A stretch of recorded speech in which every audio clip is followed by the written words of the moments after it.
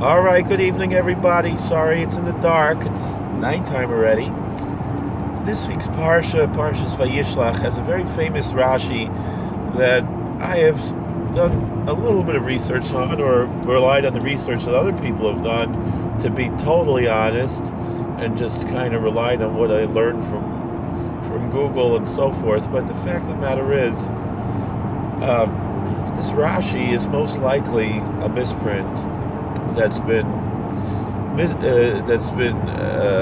repeated so many times and led to a major misinterpretation, and I think it has caused the Jewish people a tremendous amount of sorrow, because they accept this in a fundamentalist way. So many people, to the point where it's been used for a totally wrong way and totally out of context of what Rashi's saying here. And and the fact of the matter is it makes no sense. And we really have to learn how to reject things that truly make no sense. And I know that that's shocking to a lot of people, especially because I'm a guy who wears a fur hat and white socks and knickers. And I do that as a cultural representation and pride for my culture, my ancestry coming from Hungary, Hungarian Jews, and as a matter of fulfilling,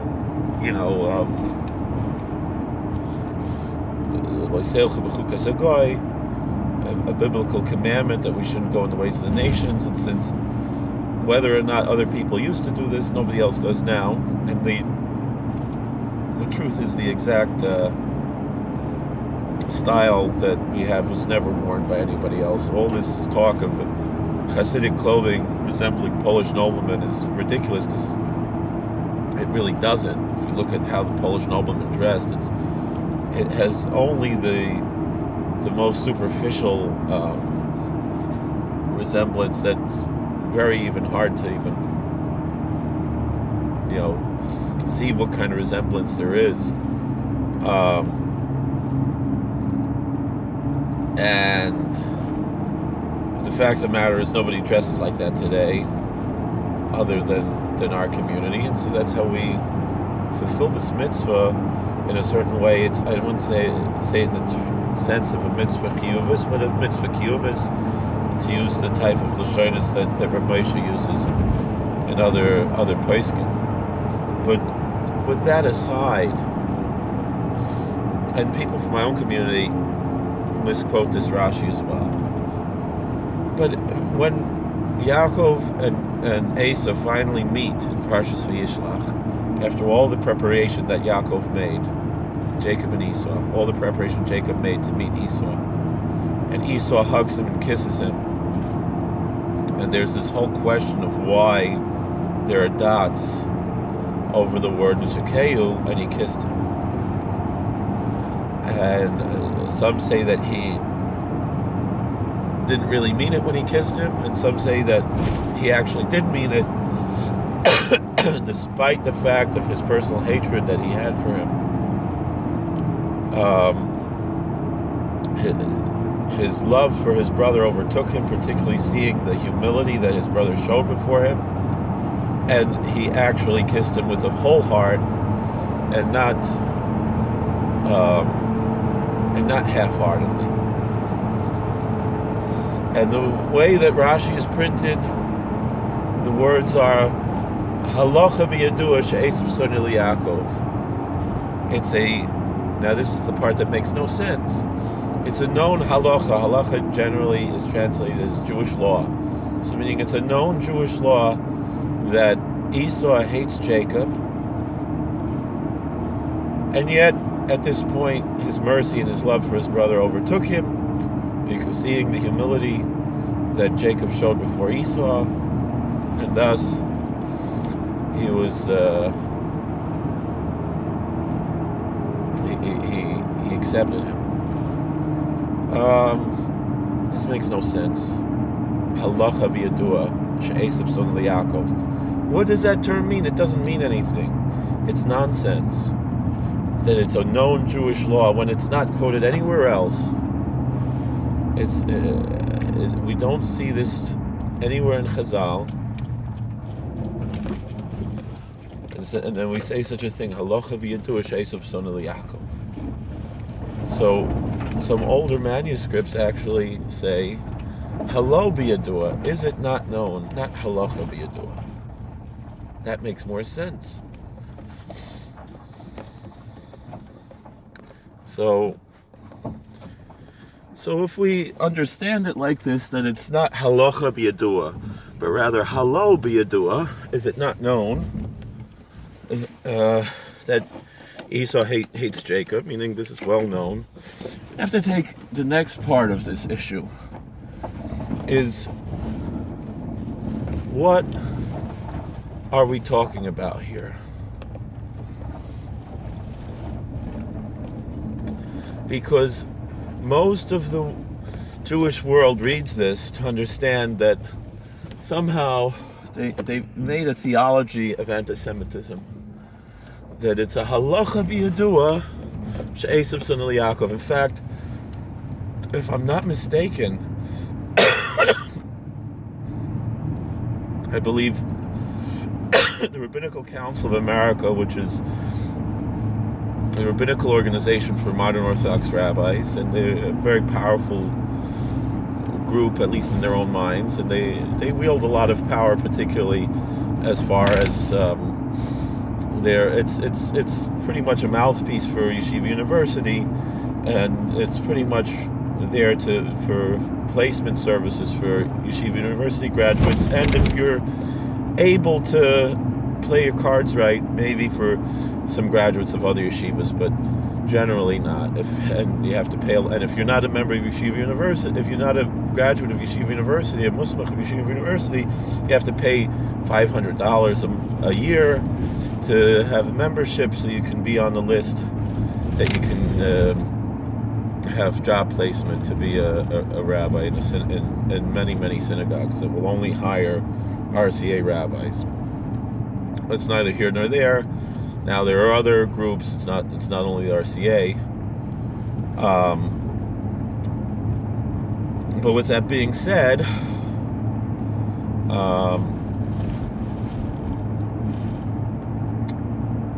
I believe, one of the things that you have to accept to be an RCA rabbi, which I'm not an RCA rabbi, not only is there interpretation of Zionism, but also that an idea that somehow anti-Semitism is part of their theology, basically, that there's something unique.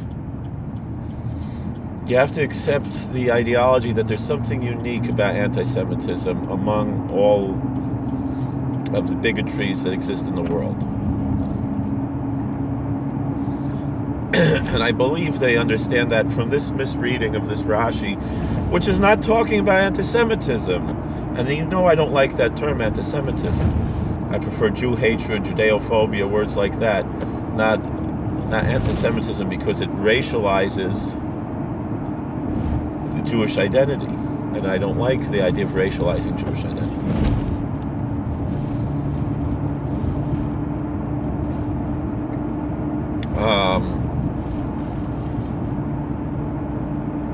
Because I believe in accepting converts, that's something that I'm very, very.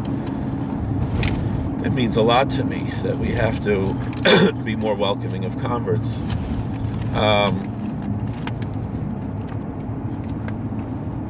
And it's the mitzvah. You have to miss a ger. You should love the stranger. But this obsession, and I use a term not in the way that most people understand it, but I say there's a fetishization of anti-Semitism. What do I mean fetishization? I don't mean a sexual fetish. I know what people hear me say that's the conclusion they come. That's not what I mean. What I mean is it's a avodah zarah.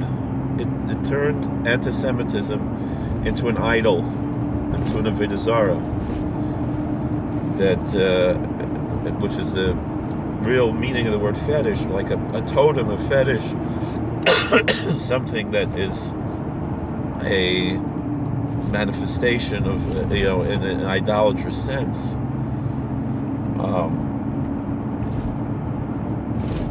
That is what they've turned this idea of Jew hatred into some kind of an idol. The Zionists, certainly, that's almost a major aspect of Zionism, but even many of the non-Zionist, anti-Zionist, ultra-Orthodox, when they hear this Rashi, they say, well, they must be right about that part. When it's not what Rashi says at all. In fact, the whole point of the Rashi is that Esav is able to actually love Yaakov, despite the fact that we know that Esav hates Yaakov, but he has that potential to love Yaakov.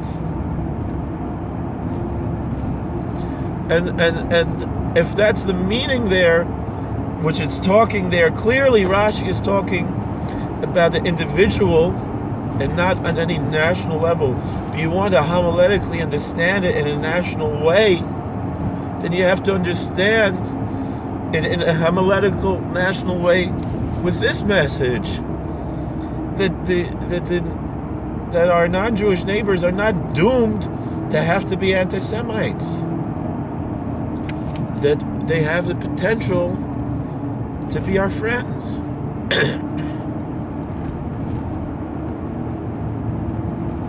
And I know a lot of people are hurt after the Holocaust. I know, I grew up with the Rebbe. Moshe Weinberger was my Rebbe in high school.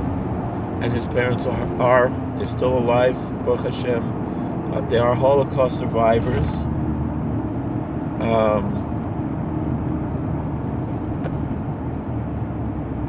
And so Rabbi Weinberger, he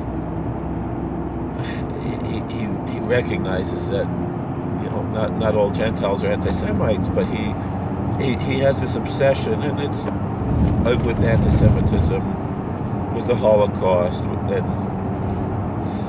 to a certain extent, and a lot of rabbis have this feeling, particularly from that generation, the children of Holocaust survivors. They're suffering from PTSD from what their parents went through, but they don't remember there are stories of actual Nazis who saved Jews. There was this story. I mean, how did the Mir Yeshiva get to Shanghai? I mean, there were many hands in that story, but one was an SS man who said he doesn't agree with Hitler. He's stuck here because he's scared for his life, but he respects Judaism, and in particular respects Orthodox Jews. And this was a Nazi. This was an SS man, together with a Japanese spy and some yeshiva bachrim, saved hundreds and hundreds of lives.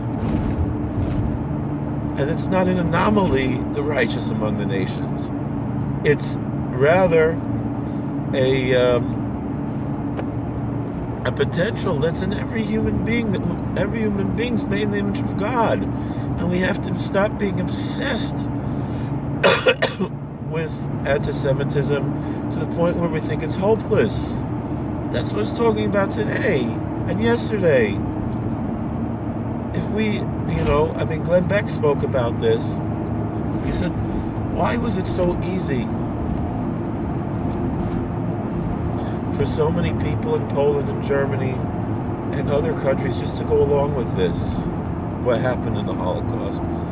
And it's a two-way street. I don't mean to blame the victims in the sense that in any way the Jewish people who died as martyrs deserved this, although as individuals necessarily. Although we do have a belief of vicarious atonement, that these were holy people who died for our sins. That it's not necessarily, even though we associate that today with the Christian ideology, because the Christians assigned that role to one individual in particular. But the truth is that the Jewish tradition, we know Rashi in Parshas Chukas brings from Chazal Lama Nismacha, Parshas Parah, Parshas Mises Miriam, because Mises Tzadikim is Mechaper. The death of the righteous atones. It's a Jewish idea. Rav Elchanan Wasserman, Hashem Yimkum Damai, before he went to die, he together with the Yeshiva Bacher, he told them, I always wonder who recorded this, how do we know that this is what he said? But he told them, he said, as we go to die, you have to have pure and holy thoughts, because God sees us as being holy enough to be sacrifices to die for the sins of the American Jews. That's the way he understood it, because he had come to America and he saw, and Rabbi Wasserman said, and so you have to have pure thoughts, because higul, improper thoughts, invalidate a sacrifice.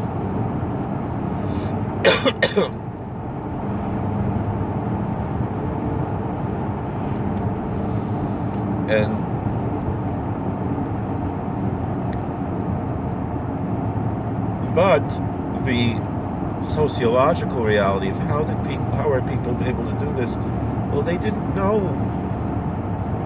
The Jewish community was so separate from other communities. There was very little interaction. It doesn't mean that we're going to go to a bar and sit and drink with people of other culture and other faith, and it doesn't mean we're going to go to their church. But there's a time and a place to sit down and talk. Even if you're not going to change minds, but just to see who the other person is. And maybe we're going to change their mind. There's a story I heard on NPR about an African-American musician who traveled throughout, performing throughout the South, different venues, small venues, and he would sit down after his gig and he would go and have a drink with local people. And the one man said to me, sir, this is the first time I've ever sat down and had a drink with a black man. And he said, oh really, why is that? He said, well, I'll be honest with you, I'm a member of the KKK, the guy said. And they became friends, and after a few weeks, this KKK man took his hood and robes and brought it to his new friend and said, I want you to have this, because I don't need this anymore. I'm not part of the KKK anymore. And it's because I sat and spent time and got to know you. And this man said he wound up doing this about 15 or 16 times over the years, randomly, without having any agenda, without even wanting to do this. But these are his trophies, these hoods and robes that people just gave to him. They said, I don't want this anymore after I got to know you. And again, we're religious people, and even though alcohol is not forbidden in our tradition, but we are forbidden from sitting and drinking with other people. Some people in our community do it though. Even in our very cloistered community, you have individuals who do that. They've told me that. The more balabatisha guys. But you don't understand what you're doing. We're opening up dialogue. We're recognizing that we're all human beings. We're all made in the image of God, and we can sit down and be friends. And when we do this, and I think it's better to do it in a more formal setting of dialogue, meet at a library, meet at a college, something like this, meet at just to open up dialogue, get to know each other, talk to each other. It doesn't have to be all the time, and it doesn't mean you're going to hang out. And it's not in our culture to go hunting or fishing or play baseball. Maybe baseball is part of the Jewish culture, but not so much the Hasidic culture. A lot of Hasidim like to watch baseball, but they're not really into playing, right? And you know, and it's you know, and fishing is definitely nothing wrong with it. And for us, it could be a holy endeavor. You're going to go fishing, catch a fish, l'kovit Shabbos, a gewaldige Zach. I know there were tzaddikim who did that. I know the old Lalaver Rebbe, Zecher Nevracha, was zeicha to see one time. He did this. He went fishing, not all the time, but once in a while. He went out in the Galilee on a boat and went fishing. L'kovit Shabbos. It was an Indian. We can do this also. The thing is that we got to figure out a way to build bridges in a kosher way, in a healthy way. The thing was the Lalaver Rebbe wasn't fishing with non-Jews, but I understand. But I'm just saying. And the thing is also, if we're going fishing like that, it's a sacred avodah. It's an act of worship, and I don't think that's gonna resonate when we're going with someone else. But I think to sit at a table in a synagogue, in a college, in a government center, things like this, just to open up the dialogue is a very positive thing. This way, we see we're all human beings. And the thing is, in the Holocaust, there were stories like this. I think that's how the Blushever Rebbe was saved.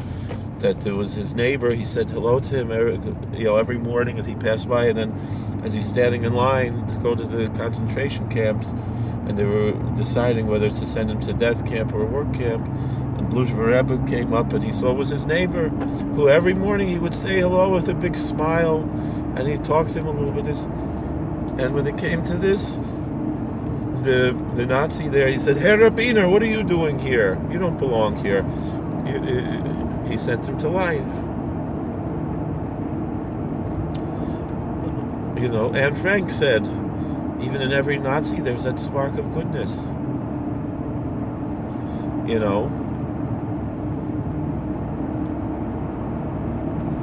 So this is why I encourage. You have to know. You have to be the right type of person to do it. It's not for everybody, And I always quote what the Rebbe Zusha said: "That aziponim legehenim, Parshas ponim legan Eden." If someone is proud and a little bit arrogant, they could go to Gehenna. They could go to a college campus. They could go into a prison. They could go to these different places and serve God there. And lift up holy sparks. But if someone is ashamed, they're too humble, they're too shy, they have to stay in Gan Eden, they have to stay in the Beis Medrash, they can't go out.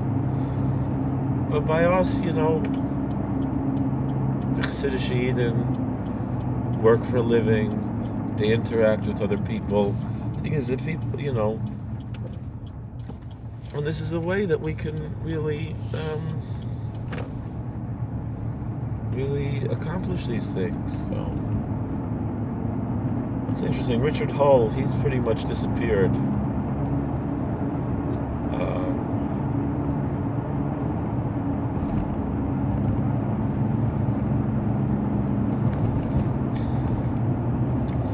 Heard one or two things from him, but I think he's realized what mistakes he made.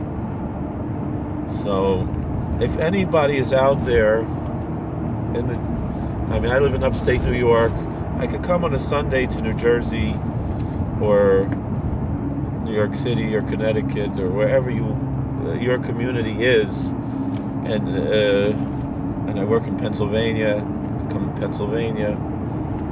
If you want to have a dialogue, or if you want to have me as a guest speaker, I can make myself available. I work full-time. I work 2 jobs, 3, 4 jobs. I work 1 full-time job, 1 regular part-time job. I run a small business, and I'm also the assistant rabbi in my shul, but that's more of a volunteer job. I get paid here and there a little bit, but I'm available. I eat with a beard and payas. You can't see me. You can look at my other videos. I wear all the clothes. I like the real old-fashioned Hasidim. And I know the culture. I'm not, even though I'm quote-unquote a newcomer, I've been here for a long time. I know this culture. I know these people. I come from this background historically, going back to, rabbinical dynasties in Hungary, the chief rabbis of Krula and the chief rabbi of Chenger and other great rabbis from Hungary and other surrounding countries, and going back to the Bacharach dynasty in Germany and to the Maharal of Prague. And not that this matters so much, but I'm here. I try to serve the community, and also these videos. This is my ministry.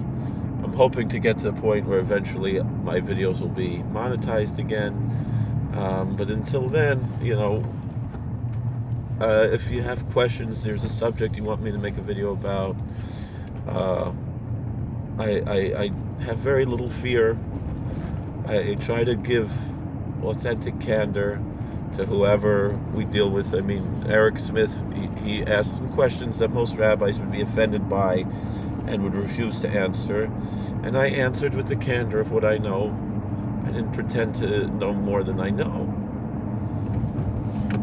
But I gave my answer.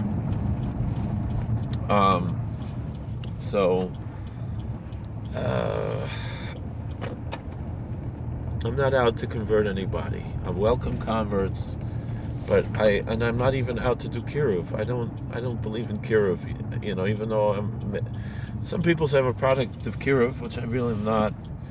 I didn't come the traditional NCSY or Chabad or anything, even though that was in my. I encountered these groups, but what chapped me was going to shul with my Zayda, with my Hungarian Zayda, who's a proud Hungarian Jew, who davened in an Orthodox shul, and that's where. And I would go to shul, and I like to hang out with the old guys in shul. This was my. That was my kiruv. I had very little interest in going to NCSY, even though the rabbi of the shul would push me to go. I had very little interest to go to Chabad, even though the rabbi of the shul tried to prevent me from going. And I was invited, and I was thinking of it, this and that, and I didn't. And I'm happy I didn't, because I'm not a Lubavitcher. I don't call myself a Satmar. I wear a hoichehit. I wear geflochten or a Torah on Shabbos. I wear a satmar with a Torah on the weekdays, though. I took a name from Germany because I had a Zayda Chavas Yor was Rav in Koblenz and in Worms, and I think it's too arrogant for me to call myself Wormser Ruf, because that was where Rashi is from. I'm not going to take that, but if the Zayda Chavas Yor, who I love, and it's maybe arrogant for me to even be with that, but I love the Chavas Yor so much. He was Rav 3 years in Koblenz, like I was Rav in Richmond. I feel very, very big affinity to Chavas Yor. And I've learned a lot. I'm not here to boast. I finished Shas. I know the community. I'm pretty fluent in Yiddish. So anyway, thank you for listening. God bless. Please like, share, and subscribe, comment. We'll see you later. Take care.